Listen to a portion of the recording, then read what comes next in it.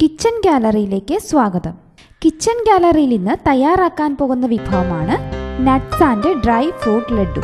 ഇതിനാവശ്യമായ സാധനങ്ങൾ: ഈന്തപ്പഴം 100 ഗ്രാം, ഉണക്കമുന്തിരി 50 ഗ്രാം, കശുവണ്ടി 50 ഗ്രാം, എള്ള് 25 ഗ്രാം, നിലക്കടല അഥവാ കപ്പലണ്ടി 50 ഗ്രാം, ബദാം 50 ഗ്രാം, നെയ്യ് 2 ടേബിൾ സ്പൂൺ.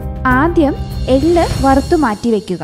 അതോടൊപ്പം ബദാം, നിലക്കടല, കശുവണ്ടി എന്നിവ വറുത്തു ചതച്ചു വയ്ക്കുക.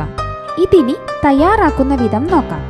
ഒരു നോൺ സ്റ്റിക്ക് പാനിൽ നെയ്യൊഴിച്ച് ചൂടാവുമ്പോൾ ഉണക്കമുന്തിരി ചേർത്ത് മൂപ്പിക്കുക. ശേഷം ചെറുതായി നുറുക്കിയ ഈന്തപ്പഴം ചേർക്കുക. ചെറിയ തീയിൽ 5-6 മിനിറ്റ് നന്നായി വഴറ്റി തീ ഓഫ് ചെയ്യുക.